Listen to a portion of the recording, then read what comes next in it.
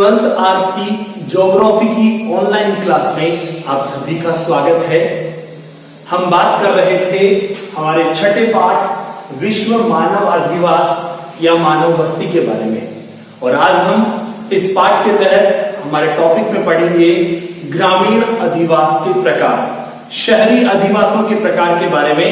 इससे जस्ट पिछले वाले वीडियो में हमने चर्चा की थी, 4 प्रकार के शहरी अधिवासों पर हमने बात की थी। आज हम बात करेंगे ग्रामीण क्षेत्र में कौन कौन से अधिवास पाए जाते हैं। देखिए, उससे पहले हम बात करें कि ग्रामीण अधिवासों के प्रकार जो हैं वो कौन कौन से हैं और उनका विभाजन किस प्रकार किया जाता है। तो हम कह सकते हैं कि मकानों की संख्या और उनके बीच की दूरी के आधार पर इनका विभाजन किया जाता है। किसी स्थान पर कितने मकान बने हुए हैं और उन मकानों के बीच में आपस में दूरी कितनी है, उसके आधार पर ग्रामीण अधिवास के प्रकारों का विभाजन किया गया है। देखिए, 4 प्रकार के ग्रामीण अधिवास होते हैं, यानी मकानों की संख्या और उनके बीच की जो दूरी है उस दूरी के आधार पर ग्रामीण अधिवासों को 4 प्रकार में बांटा गया है, 4 भागों में बांटा गया है। आइए बात करते हैं सबसे प्रथम भाग पर, नंबर 1, जिसे हम कहेंगे सघन या गुच्छित अधिवास। सघन या गुच्छित अधिवास।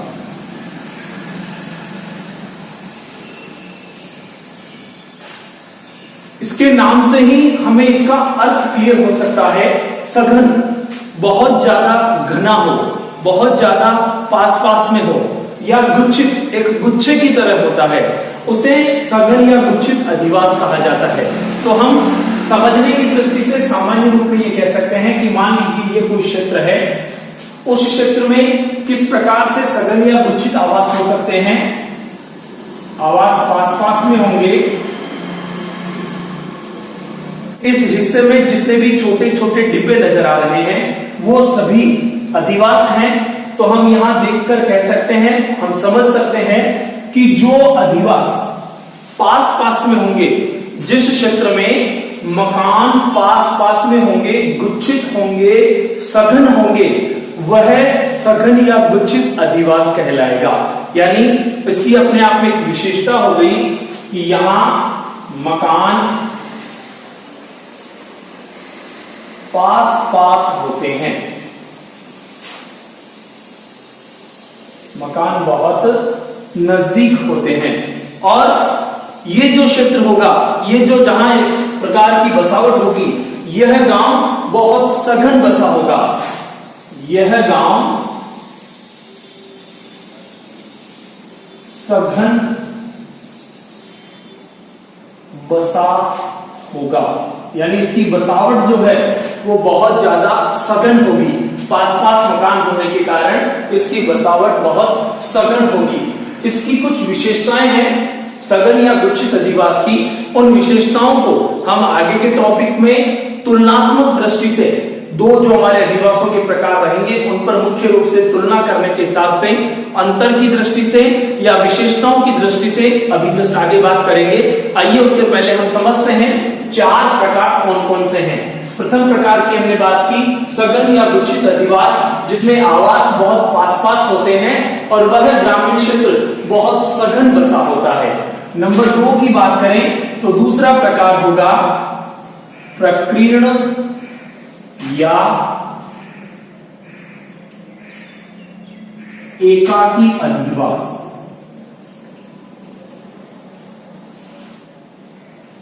प्रथम अधिवास का जो हमने प्रकार पढ़ा उसका ठीक विपरीत ये होगा, जहां मकान बहुत दूर दूर होंगे, यानी यहां आवास दूर दूर होंगे और साथ ही साथ कृषि भूमि को छोड़कर बनाए जाते हैं। कृषि भूमि को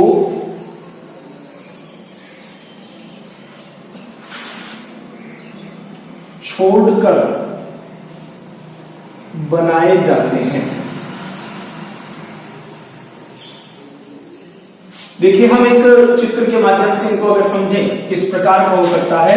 मान लीजिए ये कोई क्षेत्र है, इस क्षेत्र में हम बात करें प्रकीर्ण या एकाकी अधिवास कैसा हो सकता है, तो मान लीजिए ये इसके कुछ हमने क्षेत्र बांट दिए, यहां आवास है, उसका मकान है, और ये सारा कृषि क्षेत्र है। फिर यहां आवास हो सकता है, ये कृषि क्षेत्र छोड़ा हुआ है, यहां भी आवास हो सकता है, यहां आवास हो सकता है, यहां हो सकता है, या यहां हो सकता है। जो छोटे डिब्बे नजर आ रहे हैं ये आवास है, और साथ में जो खाली स्थान नजर आ रहा है ये कृषि भूमि है।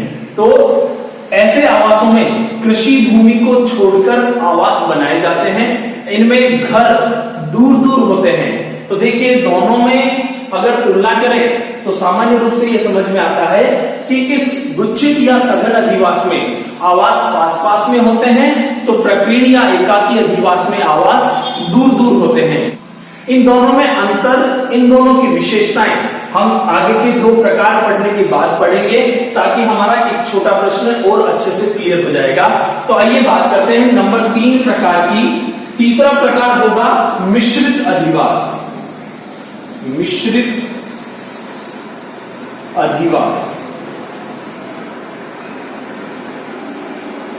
देखिए मिश्रित अधिवास कैसा अधिवास होगा।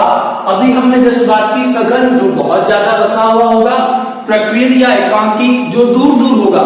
अब इन दोनों का जो मिश्रण होगा वो कहलाएगा मिश्रित अधिवास। तो हम कह सकते हैं यह अधिवास जो है यह सघन व प्रकीर्ण अधिवास के बीच की अवस्था होती है, बीच की अवस्था वाला होता है। यानी ना तो इसमें पास पास ना इसमें दूर दूर, इन दोनों का मिश्रण रूप जो है वो इसमें नजर आएगा। कैसा हो सकता है, हम बात करें यहां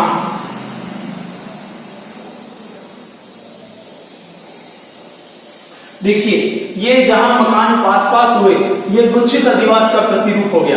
तो यहां हमने इसका हिस्सा ले लिया। अब बात करें इसका भी मिश्रण है, तो इसका मिश्रण हमने अभी जस्ट चर्चा की, दूर दूर है।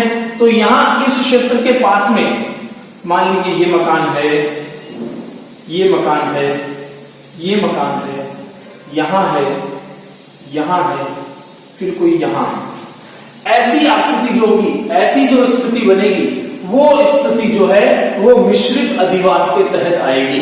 अब ये स्थिति क्यों आती है, ऐसी स्थिति किस प्रकार से बनती है, तो हम कह सकते हैं कि जब किसी परिवार में सदस्यों की संख्या में वृद्धि होती है तो आवास में कमी होने के कारण उस परिवार के लोग अपने मूल आवास को छोड़कर आस पड़ोस में ही गांव के पास में अपने खेतों में अपने आवास बना लेते हैं। हमने हमारे ग्रामीण क्षेत्र में देखा होगा कि एक घर में 5 भाई है, 4 भाई है, उस घर में रहने के लिए जब उनका विवाह हो जाता है, उनके बच्चे हो जाते हैं, तो उनको उस घर में रहने में थोड़ी असुविधा होती है। इसलिए सुविधा की दृष्टि से वो लोग क्या करते हैं, उनमें से 1 या 2 भाई उस मकान में रहेंगे, बाकी 2-3 भाई जो है वो अपने खेत में जाकर अपने मकान बनाकर रहने लग जाएंगे। तो ऐसी स्थिति जो है वही मिश्रित अधिवास का प्रकार कहलाती है। यानी ग्रामीण क्षेत्र में अपने गांव को छोड़कर अपने खेतों में जो मकान बने होते हैं उन सबको आपस में मिलाकर मिश्रित अधिवास कहा जाता है। देखिए यहाँ ये गुच्छित अधिवास का प्रकार हो गया जहां मकान पास पास में है और ये मकान दूर दूर है, तो ये प्रकीर्ण अधिवास का प्रकार हो गया। तो इसलिए इन दोनों को सामूहिक रूप में हम मिश्रित अधिवास की संज्ञा देंगे। ये मिश्रित अधिवास, एक छोटा प्रश्न पूछा जा सकता है कि मिश्रित अधिवास की उत्पत्ति का कारण क्या है। मिश्रित अधिवास की उत्पत्ति का कारण, तो मिश्रित अधिवास की उत्पत्ति का मुख्य कारण होगा पारिवारिक कारण। यानी ना भौगोलिक कारण होगा, ना सामाजिक कारण होगा, ना आर्थिक कारण होगा। कौन सा कारण महत्वपूर्ण होगा, पारिवारिक कारण। उस परिवार में सदस्यों की संख्या बढ़ जाने से अपने आवास का निर्माण वो अपने खेत में, गांव से बाहर करते हैं और वही प्रतिरूप जो है, वही प्रकार जो है वो मिश्रित अधिवास का उदाहरण कहलाएगा, प्रकार कहलाएगा। अब बात करें मिश्रित अधिवास के किसी उदाहरण की कि मिश्रित अधिवास कैसा होता होगा, कहां होता है, तो हम कह सकते हैं राजस्थान में कोटा, राजस्थान का जो कोटा जिला है, कोटा जिले की सांगोद तहसील में खुर्द गांव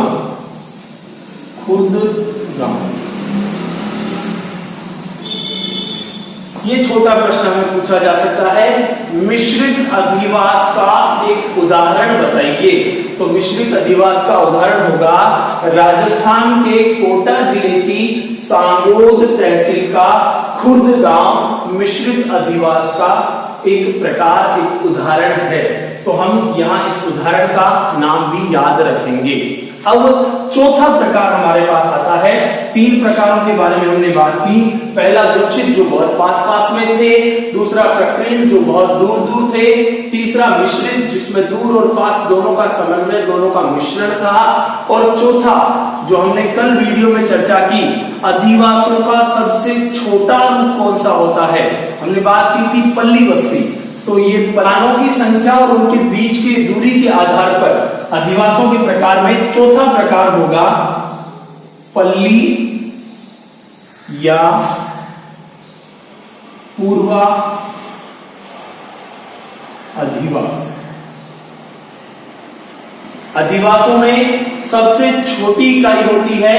इसमें एक ही बस्ती में एक दूसरे से अलग अलग 4 से 10 घर या आवास या मकान बने होते हैं।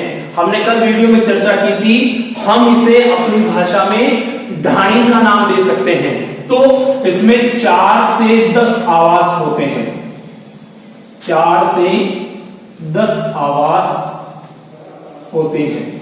खेत में जाकर अपने मकान बना लिए जाते हैं। छोटे छोटे मकानों के माध्यम से खेत के विभिन्न टुकड़ों में अलग अलग रूप से ये लोग निवास करते हैं।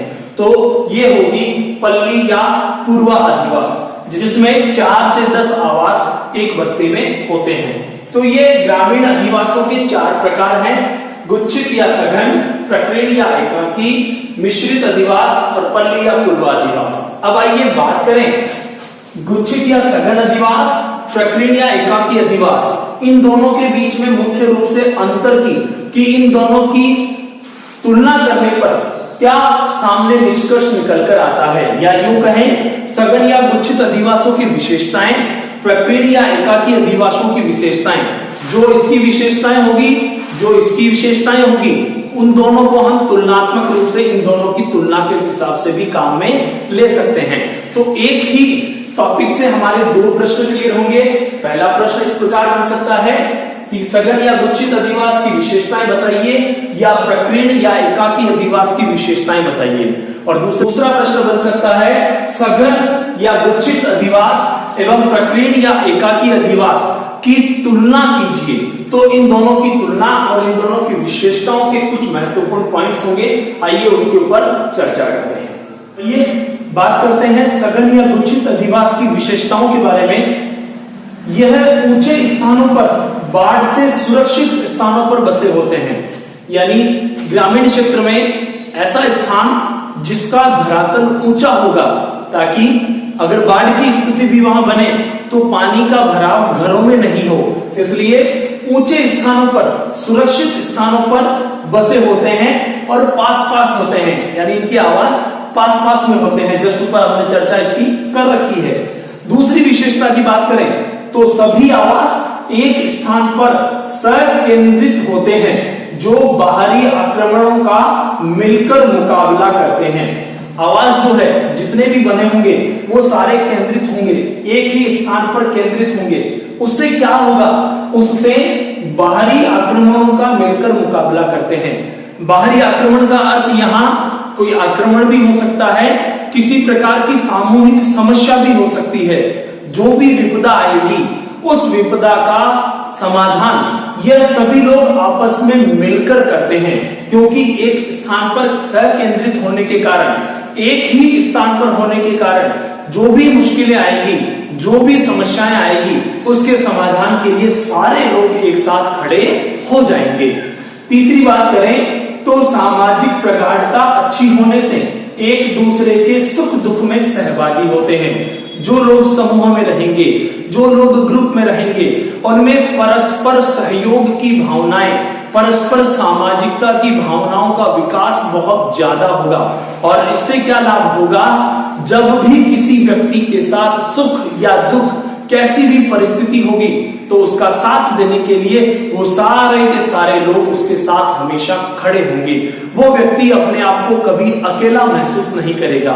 इसलिए ऐसे सघन या गुच्छित अधिवास में सामाजिक प्रगाढ़ता अच्छी होती है, सामाजिक संबंध अच्छे होते हैं। इसी वजह से उनके सुख दुख में सभी लोग पूरा सहयोग करते हैं। चौथी विशेषता की बात करें तो इनकी आवासों की संख्या 40-50 से लेकर सैकड़ों तक हो सकती है, यानी मिनिमम 40-50, अधिकतम सैकड़ों भी हो सकते हैं, 1000 तक मकान वहां पहुंच सकते हैं। यहां बात करें प्रकीर्ण या एकाकी अधिवास की तो इनकी विशेषताएं क्या होगी, छितरे या बिखरे एक दूसरे से दूर दूर कृषि भूमि को छोड़कर बनाए जाते हैं। यहां हमने बात की ऊंचे स्थान पर बाढ़ से सुरक्षित और पास पास में, लेकिन यहाँ एक दूसरे से दूर दूर कृषि भूमि को छोड़कर बनाए जाते हैं, क्योंकि ये लोग कृषि करते हैं तो कृषि भूमि को खाली छोड़कर फिर अपना मकान वहां बनाकर रहते हैं, जो दूर दूर बने होते हैं। दूसरी विशेषता की बात करें, आवास दूर दूर होते हैं जिनमें व्यक्ति एकाकी रूप में रहते हैं। मकान दूर दूर होंगे तो उनमें रहने वाले व्यक्ति, उनमें रहने वाले परिवार दूसरे लोगों से, दूसरे परिवारों से अलग रहेंगे, कटे हुए रहेंगे। इसलिए वो लोग आपस में नहीं इतना संपर्क रखते। इसी वजह से एकाकी जीवन खुद के साथ ही, खुद के परिवार के साथ ही, मैं और मेरा परिवार यहां तक ही सीमित रहते हैं। तीसरी बात करें तो एकाकी जीवन के कारण सामाजिक प्रगाढ़ता कम पाई जाती है। जो व्यक्ति अकेला जीवन जिएगा, एकाकी जीवन जिएगा, उसमें सामाजिक प्रगाढ़ता की भावना बहुत कम होगी, सामाजिक संबंध उसके बहुत कम होंगे। इस वजह से उन लोगों में सामाजिकता की भावना बहुत कम पाई जाएगी। चौथी बात करें तो सहयोग की भावना कम होती है। देखिए, जहां सामाजिकता की भावना का अभाव होगा वहां सहयोग के भाव का भी अभाव होगा। एक दूसरे के सहयोग में ये व्यक्ति अपनी कम भावनाएं रखते हैं, यानी एक दूसरे का सहयोग बहुत कम करते हैं। क्यों? क्योंकि जब एक व्यक्ति ने दूसरे का सहयोग नहीं किया तो दूसरा व्यक्ति पहले व्यक्ति का सहयोग नहीं करेगा। और ये यही कारण है कि दूर दूर रहते हैं तो एक दूसरे के सहयोग में ये लोग सामने नहीं आते। इसी वजह से इनमें सहयोग की भावनाएं बहुत कम होती है। और अंतिम बात करें तो ऊंच नीच की भावना अधिक पाई जाती है। इन लोगों में पारिवारिक रूप से, सामाजिक रूप से ऊंचा परिवार, नीचा परिवार, ऊंची जाति, नीची जाति, ऐसी भावनाएं बहुत ज्यादा पाई जाती है। तो अगर इन दोनों की विशेषताओं के बारे में पूछा जाए तो हम विशेषताएं लिख सकते हैं, और यदि इन दोनों की तुलना करने के लिए लिखा जाए या पूछा जाए तो हम इन दोनों को तुलनात्मक रूप में भी लिख सकते हैं। तो बच्चों, आज के वीडियो में ग्रामीण अधिवास के प्रकार, जो 4 प्रकार के मुख्य रूप से थे, उनके बारे में बात की। सघन या गुच्छित अधिवास, दूसरा प्रकीर्ण या एकाकी अधिवास, तीसरा मिश्रित अधिवास और चौथा पल्ली या पूर्वा अधिवास। और उसके बाद सघन और गुच्छित अधिवास, प्रकीर्ण और एकाकी अधिवास, इन दोनों की विशेषताओं और इन दोनों के तुलनात्मक अध्ययन के बारे में हमने चर्चा की है। आज के वीडियो में बस इतना ही। आप इनको नोट्स के रूप में अपनी कॉपी में लिखेंगे, हमारे अगले वीडियो का इंतजार करेंगे। पढ़ते रहिए, आगे बढ़ते रहिए। Thank you.